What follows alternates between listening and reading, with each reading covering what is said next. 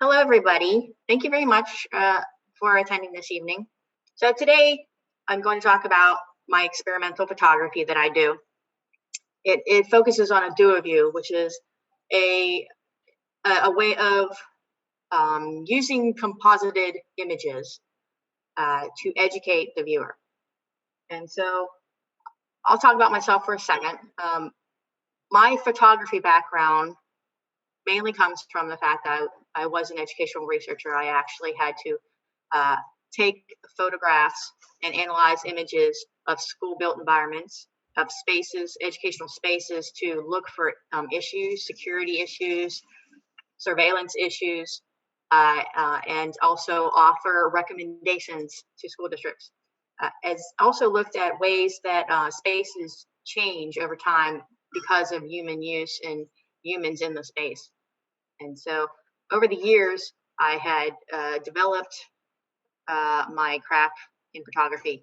And so I always have had a love for landscape and architecture photography. I still do. That's what I'm doing now. Now, to go to the next piece of information, I'm going to go to the point of view, which is the main focus of my photography, my experimental photography.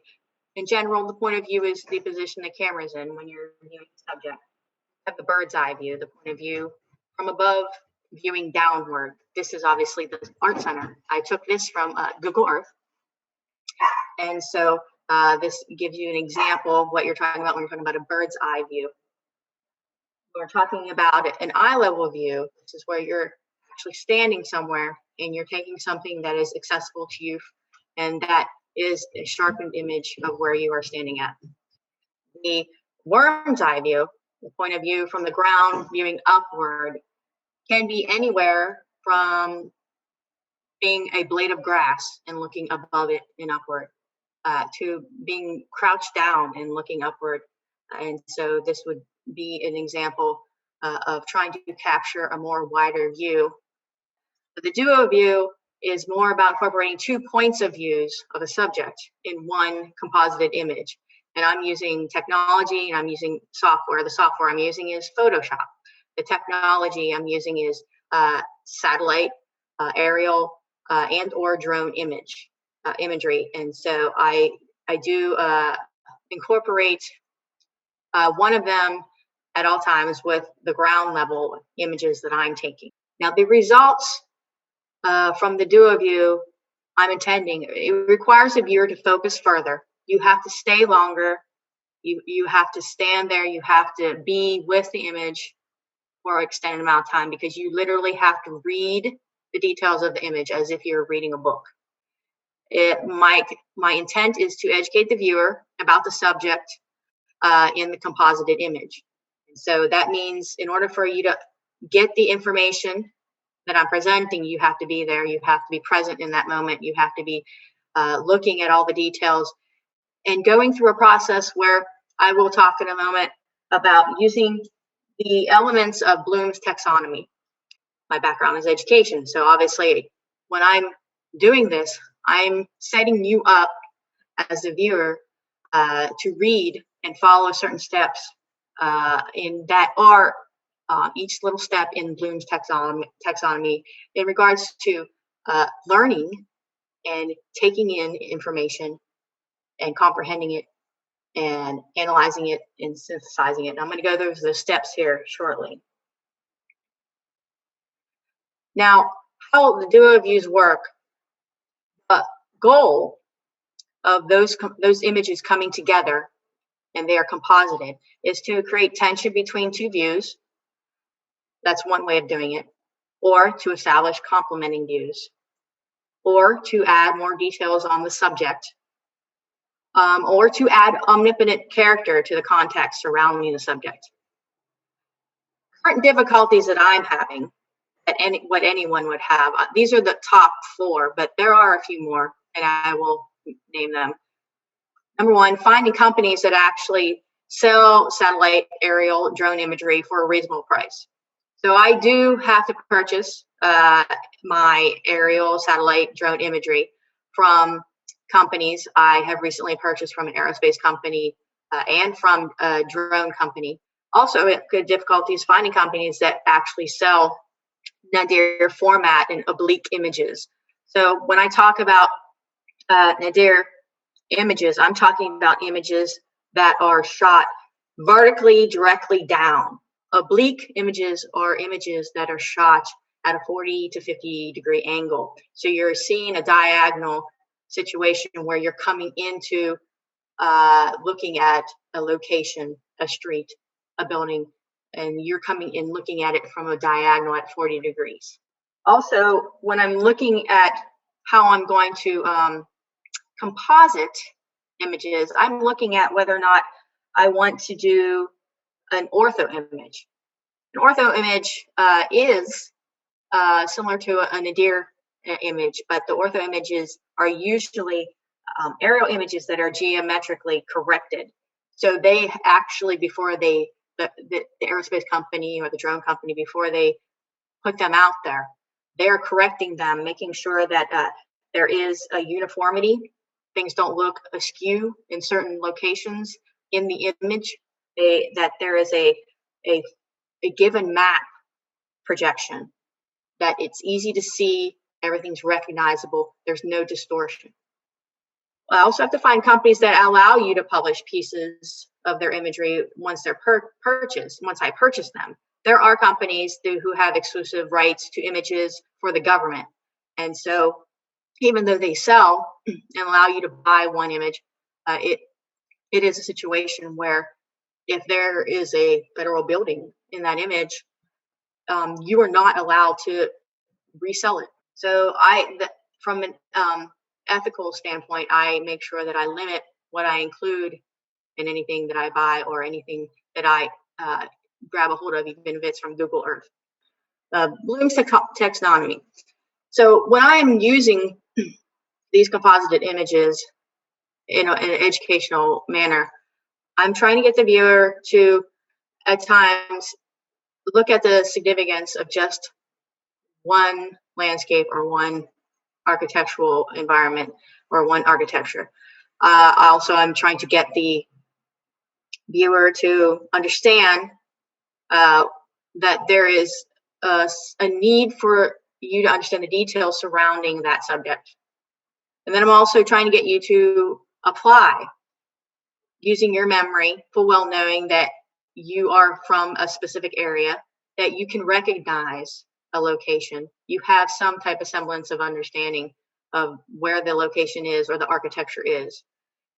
Again, I also at some point try to produce do views where I get you to analyze.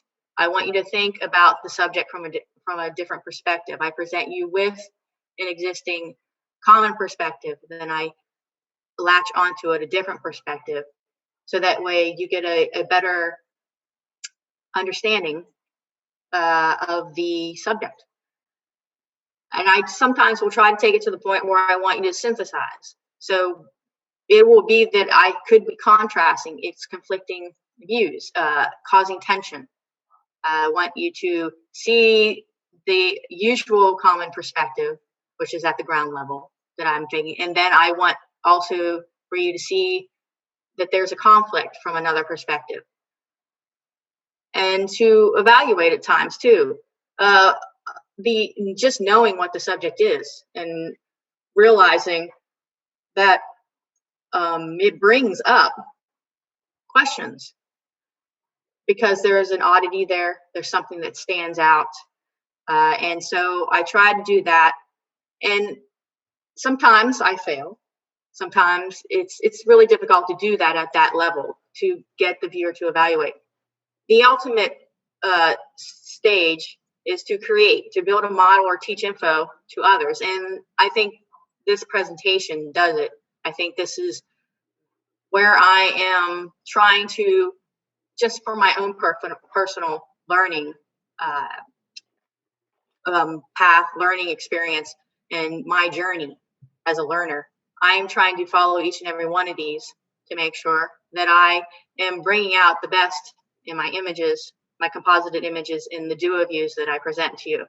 The first picture, the bridge composition 2, which was shot this year, This was the Whittier Greenway Trail Bridge. Now, my initial intent with this photograph was just to try to get folks to remember if they've been to Whittier, also to remember where Whittier is, and then to understand that the context surrounding the bridge is very private. It's very, very local. And that concept of local and what it seems like for the proximity to this bridge. When I talk about, you'll see in the corner there, it says datum plane vertical. Currently, all of my dual-view composited images are at a vertical plane. Now, when we talk about planes, we're talking about horizontal and vertical. Horizontal planes typically is me taking a picture at the ground level at the beach, and it is a wide shot showing either looking out into the ocean or looking back into the city. When I'm doing the vertical, which is all of my dual views are doing, I am encompassing the fact that the plane I'm set up is focused on it being at identifying elevation. So I'm looking at showing how the straight line is going up and down. It's not going across. So it is that I am starting at a ground level or I'm ending at a ground level, and I'm going up with the satellite and drone and aerial images. So it's a vertical plane that I'm trying to maintain. And the difficulty in doing this, which I said earlier, I'd bring up a few. The difficulty in doing this is that if you geometrically try to maintain the eye focus for the viewer, you're trying to make sure that there's no discrepancy, because when we look at things in our eyes and our brains processing it, we can see that something's off and it's weird. So it doesn't look right. And so that's what I'm trying to avoid. And I'm trying to make sure that when I'm taking you on that vertical plane, that you're not getting a situation, if I want it that way, you're not getting a situation where you feel it's off. But then in this one, I'm taking you on the vertical plane, but I'm taking you in a situation where I want you to feel it's off.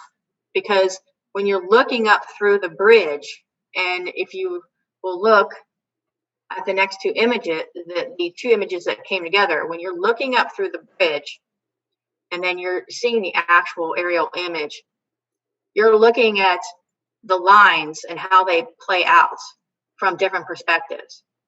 It's virtually impossible to line up, as you can see, the image.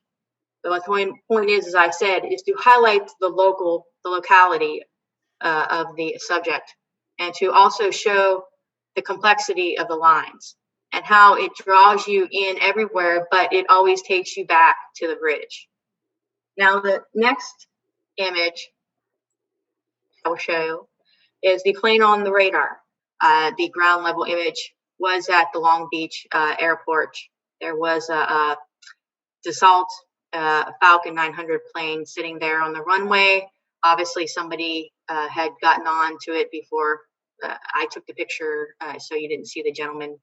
And this plane was headed to Europe because I do composite it with a flightradar.com, which I contacted them and got permission to do so. Flightradar24.com post an ortho image. Typically, they look like map images, which you see down at the bottom of locations. The whole intent of me doing this was to, when I used Photoshop, I wanted to highlight my location on the ground in proximity to the jet. So I wanted to actually show you the distinction of where I was bringing myself into the image and where the plane was.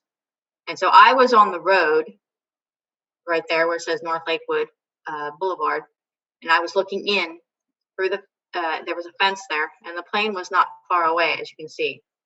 And so I was highlighting the limitations of a photographer trying to capture a jet, natural plane, and I like looking at planes. I like looking at ships. So this is one of my interests of always.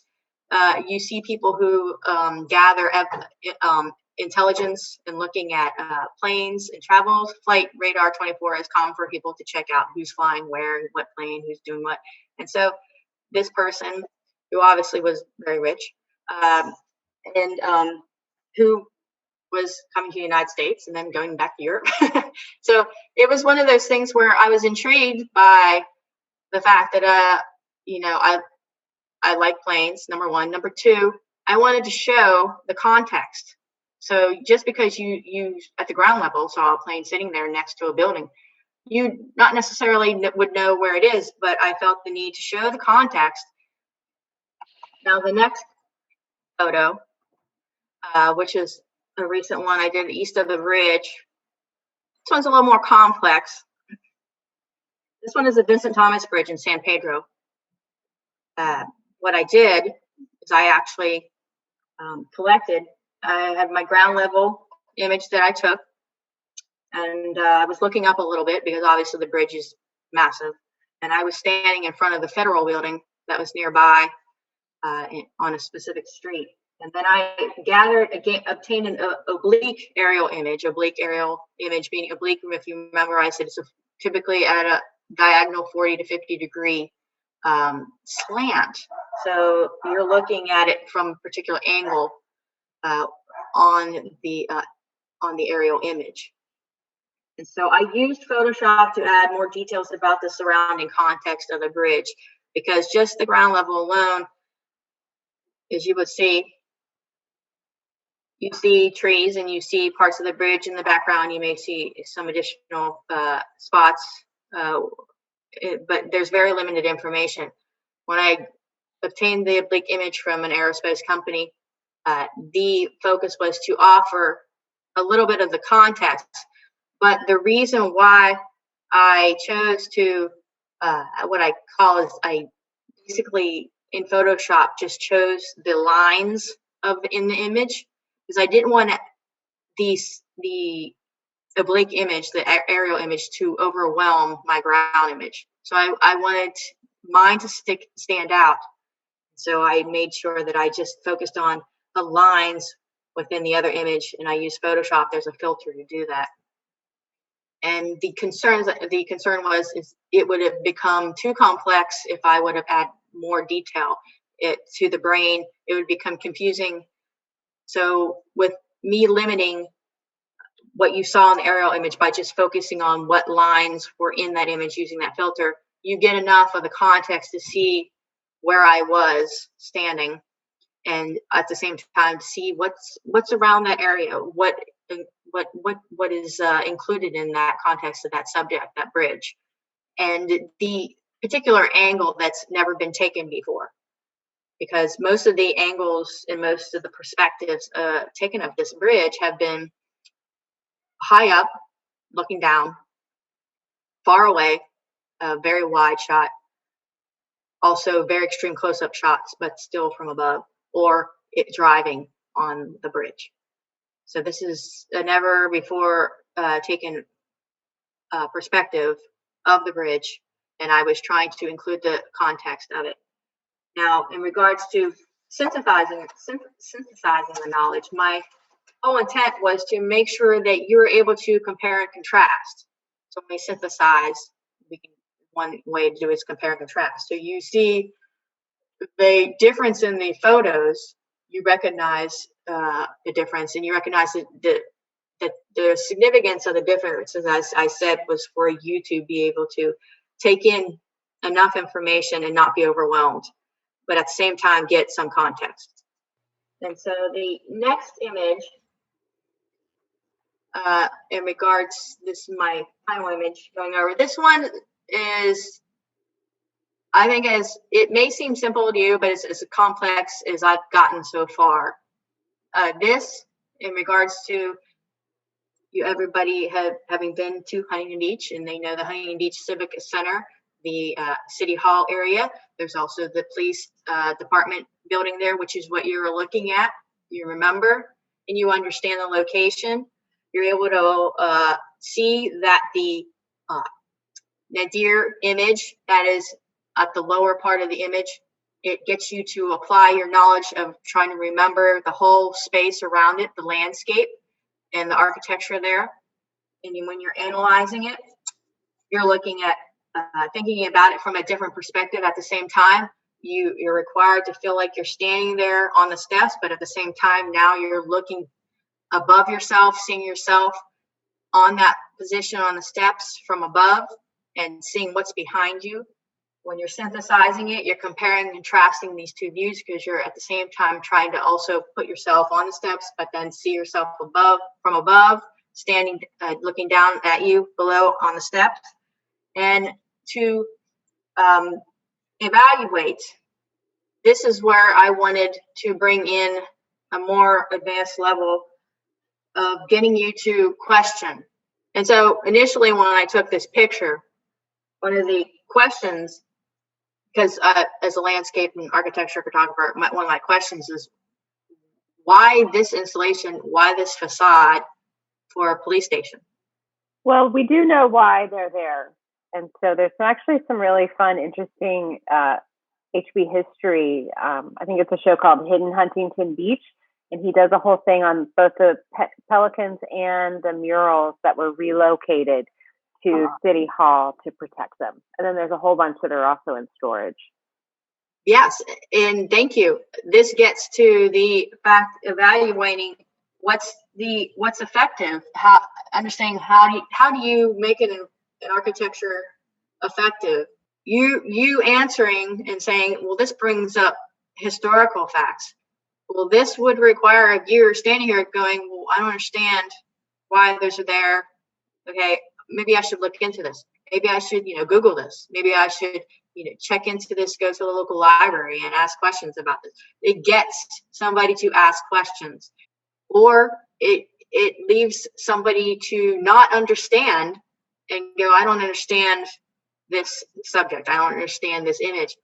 Well, that tells me if you don't understand it, that means that I'm intentionally trying to get you to find the information or to ask for the information. So that's the whole point about the educating part. You could leave it and just say, I don't get it, I don't understand, and just walk away. And that's your prerogative to do that as a viewer. I'm trying to get you to want to know more about the space. So I'm trying to make it an interactive process. And I'm trying to, even though the process I have to follow by myself to create this composited image with this duo view is something that is continually a learning process for me. I'm trying to get you to be involved at some point in my learning process, and then you going further as a viewer on your own journey in learning about the subject. These are my current photos that I'm looking at. Here are the two separate images, and I will show you that I combined. I am currently working on one. I actually have a project lined up where I'm going to be taking a picture of a warship here soon. I got permission to do so. So I'm going to be doing that, and I'm going to turn that into a duo view, which is over in the Port of Los Angeles. And then I'm working on the clock tower building in Santa Monica, which is another duo view project. I'm right now trying to line up.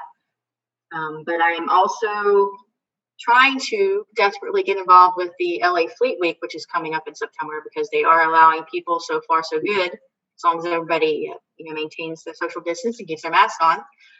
They are doing an in-person LA Fleet Week, so I'm trying to set that up to do photos of the ships, naval ships, and some of them, and try to do a duo view. If I don't, well, but that's what I'm trying to do.